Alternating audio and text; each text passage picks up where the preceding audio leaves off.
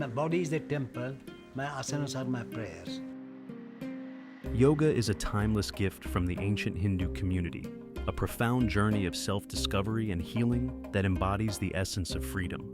Initially, yoga was a sacred mystical practice reserved for the privileged few who had access to spiritual teachers. Ancient yogis and gurus, often revered as incarnations of the gods, viewed yoga as a divine blessing for humanity. Their teachings included intricate techniques, poses, and postures known as asanas, designed to enhance physical health, nurture the spirit, and promote mental clarity. For centuries, this knowledge was passed down from master to student, tightly held within a select group. However, as the world evolved, so did the understanding of yoga and its promise of liberation. Amidst this rich tradition emerged B.K.S. Iyengar, a visionary who believed yoga should be a universal treasure, a pathway to freedom for everyone, regardless of gender, race, class, or creed.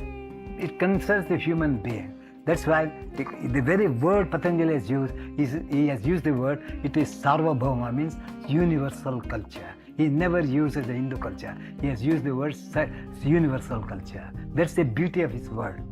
So it stands for the humanity. He proposed that yoga could be mastered through discipline and practice, rejecting the notion that it belonged to any single culture. Iyengar's journey was not just about mastering asanas. It was about democratizing yoga for all seekers of truth and healing. He shattered the misconception that yoga was confined to temples and spiritual gurus, demonstrating its power to enrich everyday life. Through his transformative books and a comprehensive teacher training program, Iyengar created a step-by-step approach that made yoga accessible to all, empowering millions to master the practice. This journey of democratizing yoga began with his own challenging beginnings, leading us to explore the remarkable life of a man who turned adversity into a path of freedom and healing for humanity. From fragility to resilience, Iyengar's early struggles and path to yoga. B.K.S. Iyengar was born on December 14, 1918, in Belur, Karnataka, India, into a large, impoverished family as the 11th of 13 children, of whom only 10 survived. His health complications began at birth, as he was born during an influenza pandemic that left him fragile and vulnerable. From a young age, Iyengar faced recurrent illnesses such as malaria, tuberculosis, and typhoid fever, along with malnutrition, which severely impacted his physical health and hindered his ability to participate in daily activities and education. I was the unhealthy child in my house. I was a parasite. If I played one day, 7 days I was on bed. And I suffered from birth, I can say, till the age of 22, 23. At the age of 5, Iyengar's family relocated to Bangalore, hoping for a better financial future. But this move did little to alleviate their hardships. When he was 9, his father, a school teacher, died from appendicitis, leaving the family in dire financial straits. And I came from a family where I had lost my father. Naturally, we had to depend, in those days, we had to, just like gulams, slaves, because we had to work under them, whoever it may be, whether brother or sister or whoever it may be. As a young boy, Iyengar faced mounting responsibilities at home, and his ongoing health issues often caused him to miss school, disrupting his education. His frequent absences led to inconsistent academic progress, while financial constraints further limited his access to educational resources. Iyengar's health continued to decline due to malnutrition and ongoing illnesses, making the odds of reaching adulthood increasingly unlikely, as predicted by his physicians. His physical condition was so poor that when he bent over to touch his toes, his fingers barely reached his knees. Despite these challenges weighing heavily on him, they nurtured a resilience that would become a defining trait of his character. At the age of 12, desperate to restore his health, he was introduced to yoga by his brother-in-law, T.K.V. Desikachar, a respected yoga teacher trained under the esteemed yoga master Sri Tirumalai Krishnamacharya, often referred to as the father of modern yoga. He provided crucial support and encouragement during this pivotal time. This mentorship laid the groundwork for Iyengar's profound commitment to yoga. Recognizing his potential and interest in the subject, Krishnamacharya invited Iyengar to Mysore, a city renowned as a hub for yoga and spiritual practice in India. This invitation marked the beginning of an intensive training experience that would significantly shape Iyengar's future and transform his life in ways he could not yet imagine. Dire poverty taught me lots of things, and that educated me that even in poverty, when I was practicing, it gave me a knowledge that poverty is the garland of knowledge. So that poverty made me to work hard to penetrate this subject, and I certainly interweaved my heart and head into each asana, and today. Forged in discipline, Iyengar's training under Krishnamacharya. At the age of 15 in 1934, B.K.S. Iyengar moved to Mysore to fully immerse himself in yoga practice. Living with his sister and brother-in-law, Desikachar, he became one of the earliest students of Krishnamacharya. His training was intense under Krishnamacharya's strict discipline and demanding guidance. Teaching complex postures to the stiff-bodied Iyengar proved challenging for Krishnamacharya, who once remarked that Iyengar would never succeed in yoga. To instill discipline, Krishnamacharya assigned him household chores, and during his 2 years under his supervision, Iyengar received direct instruction for only about 15 days. Known for his strict methods, Krishnamacharya insisted that if his students struggled with an asana, they would not be allowed to eat until they mastered it. But when he took me to yoga, he neglected me, knowing very well that I could not do. Because he lost his pet student, then he gave me the attention. But he was demanding, I want this, I want that. And he was creating fear complex in me more and more. He said, I will not give you food. You cannot eat food if you are not presented that. Today, Despite their somewhat strained relationship, Iyengar respected Krishnamacharya and later credited him with all his success. Iyengar viewed Krishnamacharya not just as a teacher, but also as a father figure who guided him through life. This supportive mentorship provided a strong foundation in yoga, emphasizing the importance of physical postures alongside the philosophical and spiritual dimensions of the practice. Krishnamacharya integrated meditation and breathing techniques into the training, instilling a holistic approach to yoga. Though I started yoga when I was 14 years, but health only I realized after 7-8 years of practice. As time passed, Iyengar became Krishnamacharya's favored student, excelling through dedicated practice. In 1937, at 18, Krishnamacharya sent Iyengar to Pune near Bombay to deepen his practice and start teaching yoga. Driven by his passion for yoga, Iyengar made a personal vow to either fully understand the practice or die trying. So at that time, I had made up my mind that I will do or die, like Mahatma Gandhi who said, I will do my subject and I die in my subject, come what may.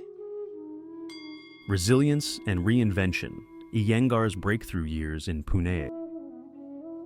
Establishing himself in Pune presented significant challenges for B.K.S. Iyengar, particularly due to limited financial resources. Choosing to remain a householder and yoga practitioner, he skillfully balanced his yoga practice while earning a living through teaching. I thought that we have to live in the family, not to cut off and staying in somewhere as if I'm a holy man.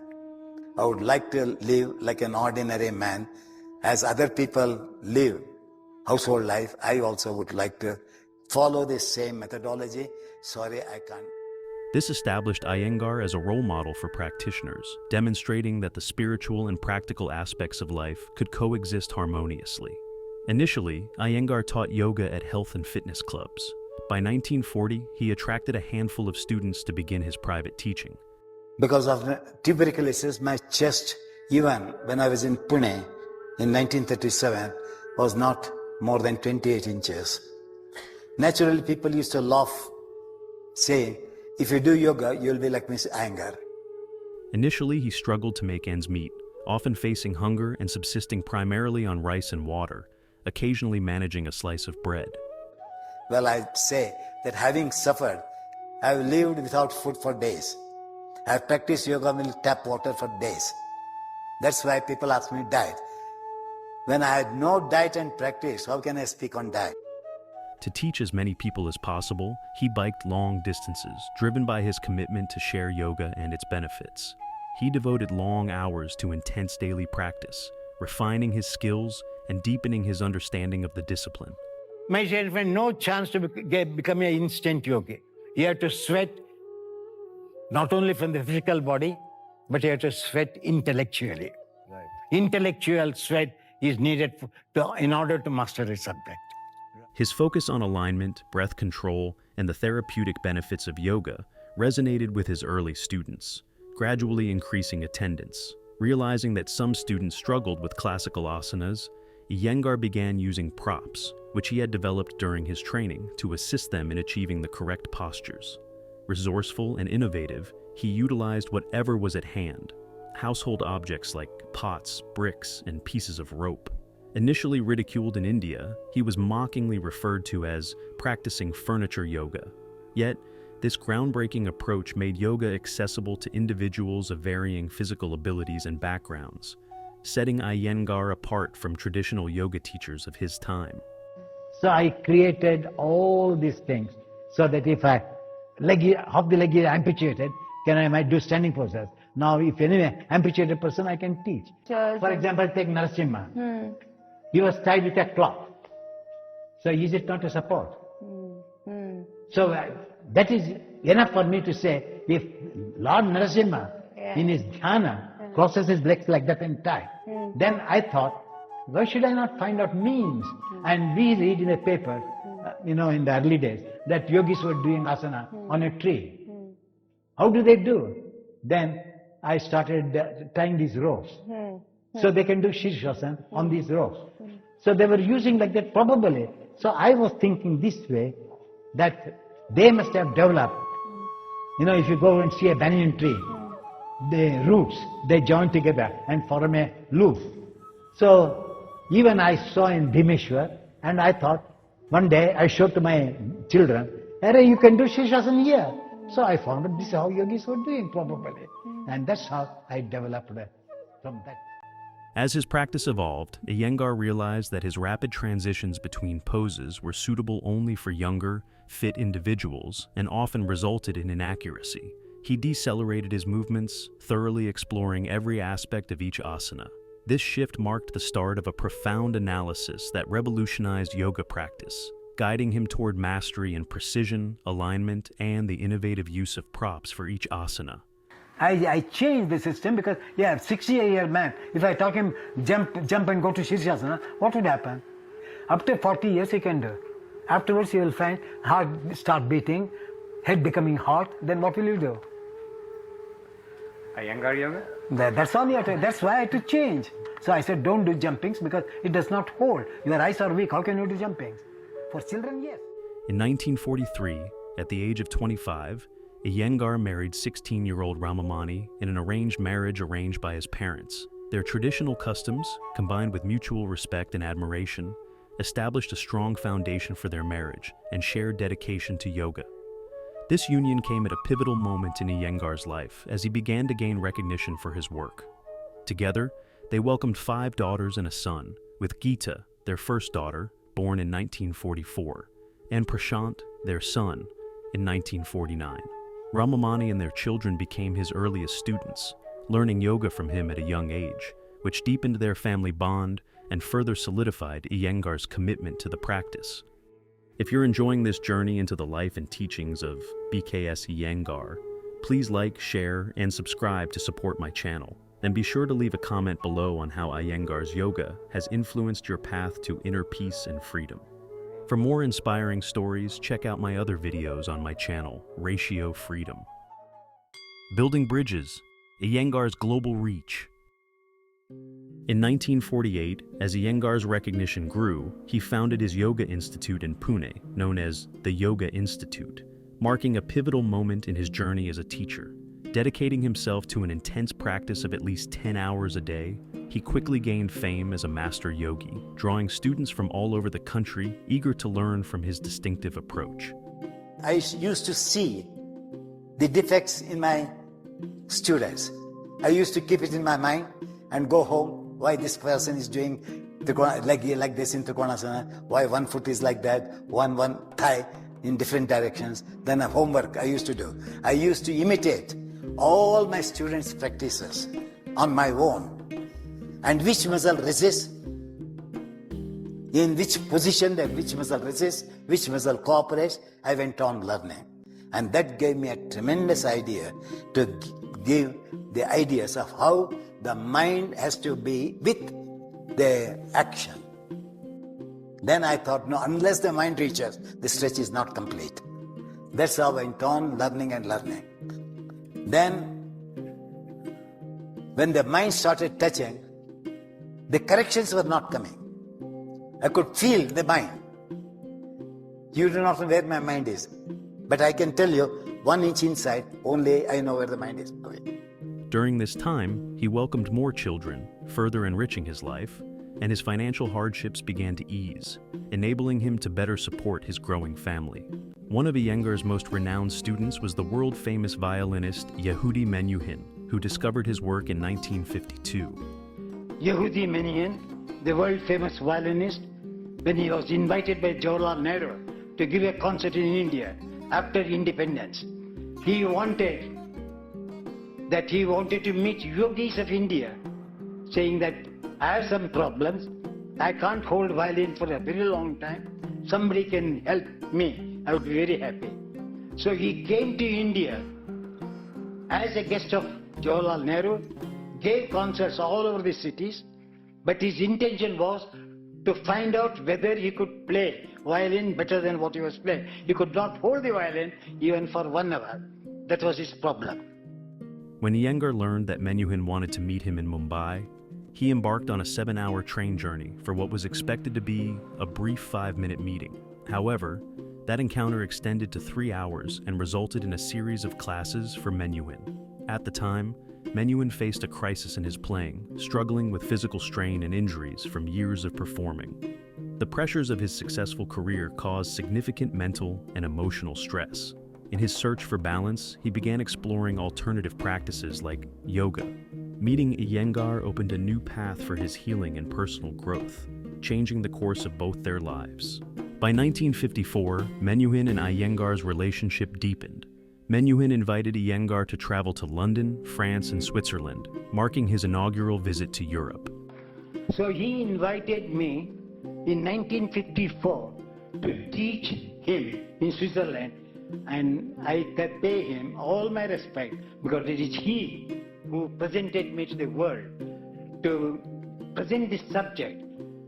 There, Iyengar conducted classes and workshops that attracted both experienced yogis and newcomers, showcasing his methods while building relationships. The trip was a tremendous success, filling a gap in people's lives while solidifying his reputation as a respected yoga master.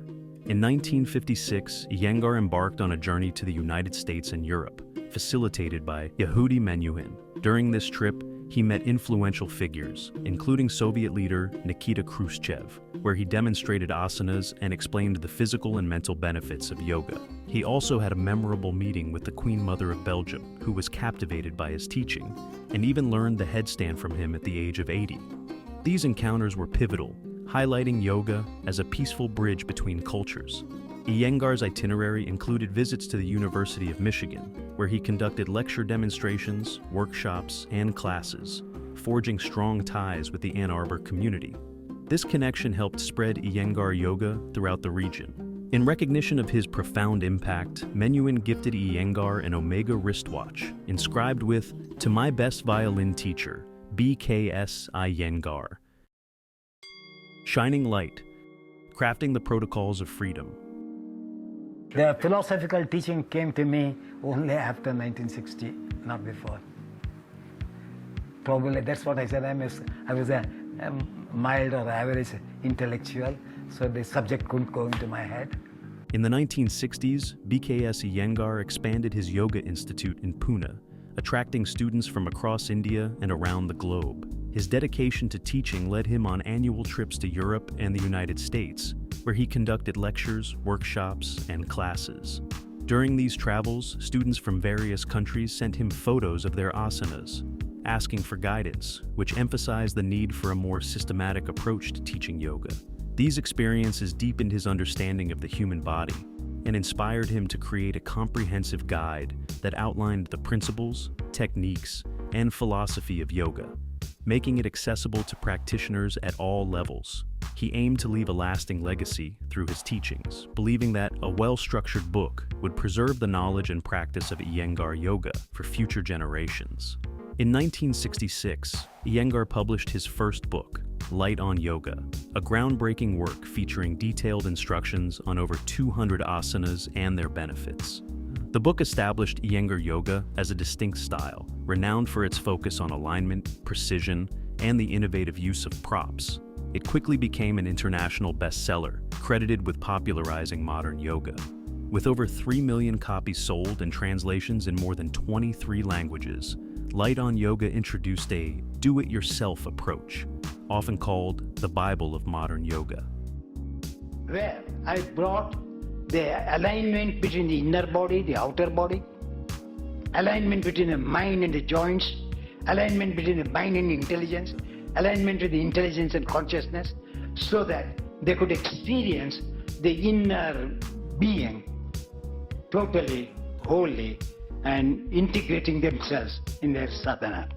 Following the success of Light on Yoga, Iyengar traveled extensively, visiting all continents and conducting lecture demonstrations. He also taught influential figures, including Queen Elizabeth of Belgium, Sir David Attenborough, the Pope at the Vatican, and the Dalai Lama. Recognizing the need to preserve his methods, Iyengar began training teachers and established a global network of Iyengar Yoga practitioners. By developing specialized techniques to address various physical and mental health issues, Iyengar's teachings transformed lives and reshaped the perception of yoga as a holistic path to well-being, gaining recognition from international health and wellness organizations. In 1973, Iyengar gathered enough funds to begin building a yoga institute in Pune, laying the foundation stone in January. Just months later, his wife Ramamani passed away, leading him to dedicate the institute in her memory. The Ramamani Iyengar Memorial Yoga Institute opened in 1975 and has since become the heart of Iyengar Yoga. As its founder, Iyengar personally crafted a rigorous teaching program for students aiming to teach in his name. Today, thousands of Iyengar Yoga teachers work individually. Today, in all the 6 continents, my way of practice has become very, very popular. There are about nearly 25 Iyengar Yoga associations in the world. There are about 300 to 400 Iyengar Yoga institutions in the world. Recently, about 50 people came from China, stayed in Pune for 3 weeks. They learned, and these people said that they would make about hundreds of people to learn my method. Iyengar authored 13 influential books, including Light on Pranayama, 1981, Light on Life, 2005, and The Definitive Guide to the Philosophy of Yoga, with a foreword by the Dalai Lama, showcasing his lasting impact on the world of yoga. The Master's Way: Discipline, Humor, and the Art of Teaching. Although Iyengar's teaching methods were rooted in the discipline of his mentor, Krishnamacharya, his students often recalled his playfulness and occasional unpredictable temper. I'm attached to all my students while I'm teaching. The moment the teaching is over, I get detached automatically. Known for his mischievous sense of humor, he once joked that his initials, B.K.S, were thought to stand for beat, kick, and shout, referencing his hands-on, energetic teaching style. Those who saw here, you can see that one. The doctor cannot kick. If it's healthy, they hit on my foot. His charismatic and masterful instruction attracted a wide range of students, from renowned figures to everyday practitioners. Whether teaching small groups or leading masterclasses with thousands of attendees, his presence was magnetic.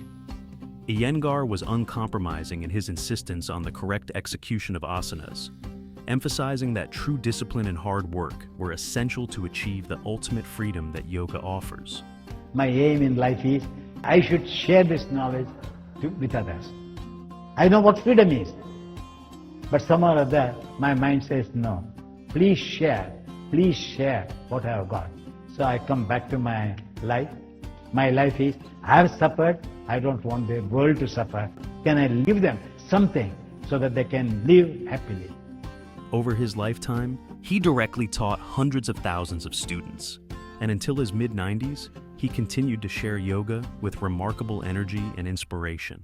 Although Iyengar officially retired in 1984, his passion for teaching remained strong. He shifted his role, continuing to hold private classes and special sessions for dedicated students. He remained active in the global Iyengar Yoga community, leading large events that drew thousands of attendees. In 1993, he conducted sessions at Crystal Palace in London, attracting large crowds. In Estes Park, Colorado, in 2005, at the age of 86, he taught a crowd of 1,500. In April 2009, he spent 4 days teaching in Moscow.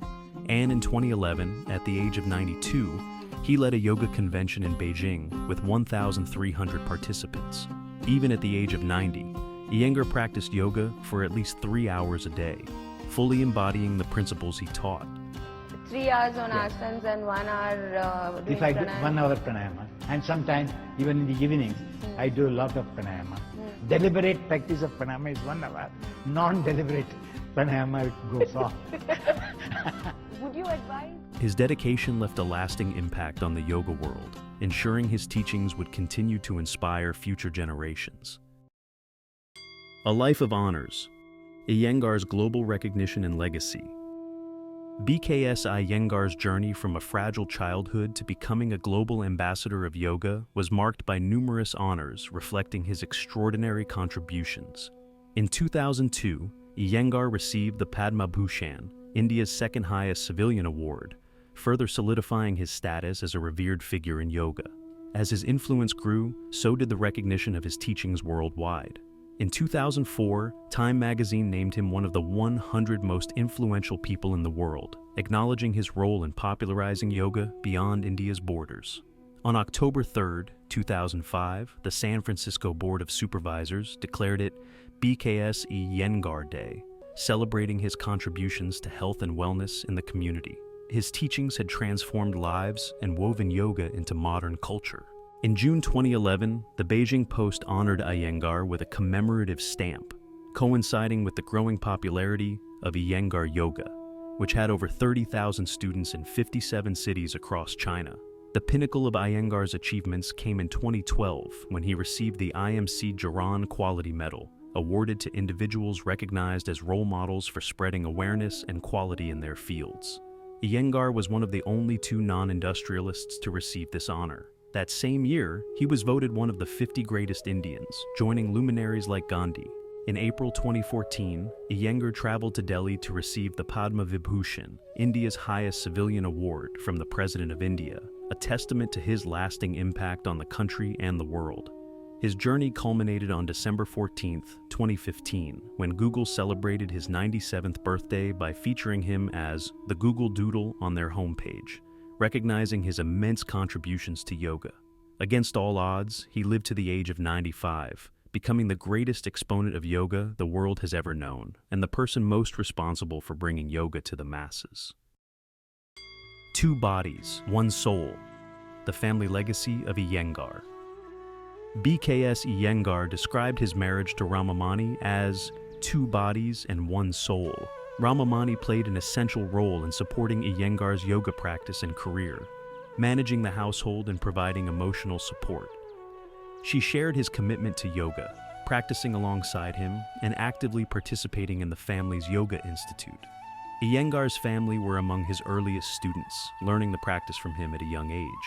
His daughter Geeta and son Prashant later took over the leadership of the Ramamani Iyengar Memorial Yoga Institute, continuing their father's legacy by teaching alongside him in classes of various sizes. Both Geeta and Prashant became prominent figures in the yoga community. Geeta, a renowned teacher, authored influential books focused on women's health and yoga therapy, significantly shaping the understanding of yoga's role in health. She passed away in 2020, leaving behind a rich legacy. Prashant also became a respected teacher, carrying forward his father's teachings with a modern approach and training new instructors in Iyengar Yoga. Until his death on August 20th, 2014, Iyengar lived and taught alongside Geeta and Prashant, inspiring countless students with his unwavering dedication. The legacy of Iyengar Yoga extends further through his granddaughter, Abhijata, who continues to teach at the Ramamani Iyengar Memorial Yoga Institute. His family has upheld his teachings, enriching the world of yoga and ensuring that his profound impact will be felt for generations to come. I only tell people, live happily Right. and die majestically. Right. That's all what yoga teaches is to die majestically. Empowering freedom, Iyengar's legacy of realizing inner peace. Iyengar's most profound charitable work centered on his ancestral village of Belur in Karnataka's Kolar district. Through the Belur Trust Fund, he transformed the village, creating real change by supporting numerous charitable initiatives. He built a hospital, India's first temple dedicated to Patanjali, and a free school that provided uniforms, books, and hot meals to children. His efforts also included a secondary school, a college, and vital infrastructure improvements like water, electricity, and a technical training center. Iyengar's dedication to uplifting his community mirrored his belief that freedom comes through creating opportunities for all. This vision was not just about yoga, it was about empowering others to find their own path to freedom. For Iyengar, yoga is a process, not a product, and it all begins with discipline. He understood that through consistent and dedicated practice, one could move toward ultimate freedom. Iyengar Yoga, with its focus on precision and alignment, became a pathway to self-realization. What is, as you understand it today, what is the goal of yoga? Goal, one to be free from the afflictions of the body and mind. So when the afflictions are gone, one is in the heaven. So what more you want to ask for that? So to be free, so that all other actions can be done without inflicting pains on others or on oneself. And that is the aim of yoga. This mastery aligned not only the body, but the mind and spirit, leading to a profound sense of inner freedom. Iyengar believed that yoga leads to a prosperous life, where yoga provides balance, focus, and inner peace. His teachings show that yoga can coexist with the pursuit of a fulfilling career and personal ambitions, offering a pathway to a more enriched and harmonious life. B.K.S. Iyengar's legacy unlocked freedom from the limitations of the body, mind, and spirit. Truth is completely naked. So ultimate truth should be completely, ultimately naked. That means the body, the intellect of the brain, and the intellect of the heart should be completely naked, free. Do not be frightened by seeing all the postures that it is impossible for you to perform. Believe me, when I started yoga with that wretched disease, my fingers could not even touch my knee. And with constant effort and unflowing enthusiasm, I struggled very hard.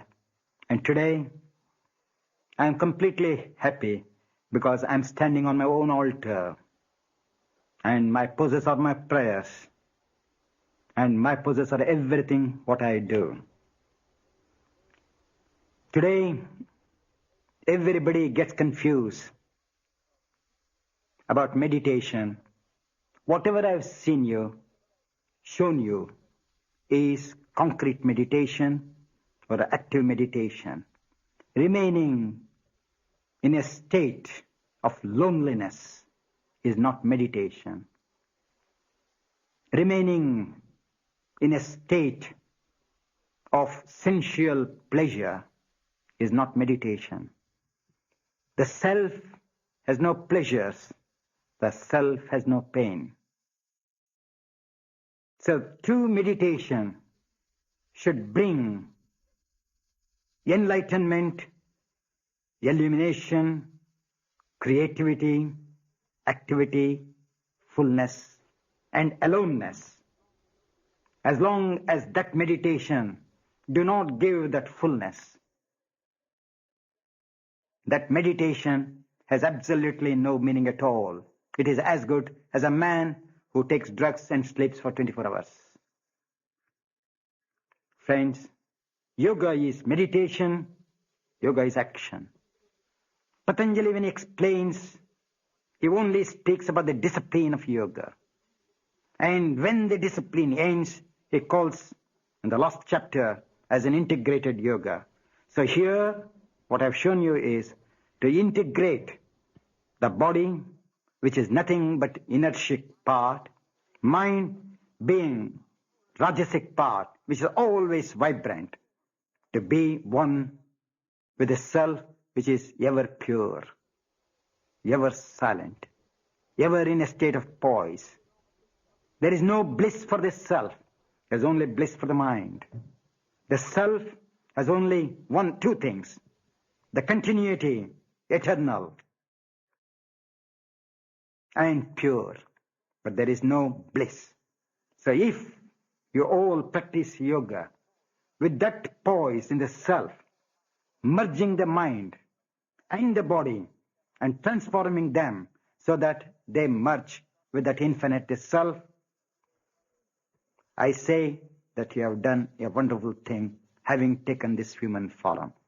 And this is the foundation.